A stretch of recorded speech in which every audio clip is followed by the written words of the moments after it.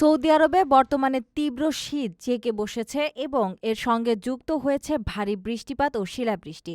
দেশটির আবহাওয়া দপ্তর বা national centre for meteorology NCM জানিয়েছে, জিজান, মক্কা, রিয়াদ, কাসিম ও আল জৌফ অঞ্চলে বজ্রঝড় ও দমকা হাওয়া বয়ে যেতে পারে। এই বৈরী আবহাওয়ায় জনজীবন কিছুটা বিপর্যস্ত হয়ে পড়েছে এবং মদিনা ও হাইল অঞ্চলে ঘন কুয়াশার পাশাপাশি লোহিত সাগরে উত্তাল ঢেউয়ের সতর্কতা জারি করা হয়েছে। হাইল অঞ্চলে এরই মধ্যে ভারী বর্ষণে জলধারা উপচে পড়ার খবর পাওয়া গেছে।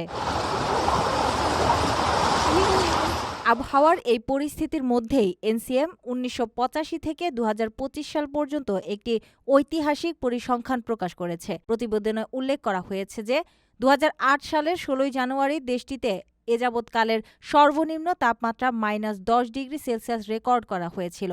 এছাড়া তুরাইফে সর্বাধিক ৭২০ দিন তুষারপাতের রেকর্ড হয়েছে এবং রিয়াদসহ বিভিন্ন শহরে অতীতে তাপমাত্রা হিমাঙ্কের নিচে নামার নজিরও তুলে ধরা হয়েছে এই প্রতিবেদনে।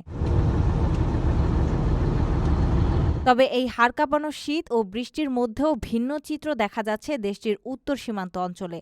বৃষ্টি ও ঠান্ডায় মরুভূমির রুক্ষ প্রকৃতি সজীব ও সবুজ হয়ে ওঠায় সেখানে পর্যটকদের আনাগোনা বেড়েছে। হাইকিং এবং ক্যাম্পিংয়ের জন্য পর্যটকরা ভিড় করছেন, যা স্থানীয় ইকো ট্যুরিজম বা পরিবেশ বান্ধব পর্যটন খাতে নতুন গতির সঞ্চার করেছে।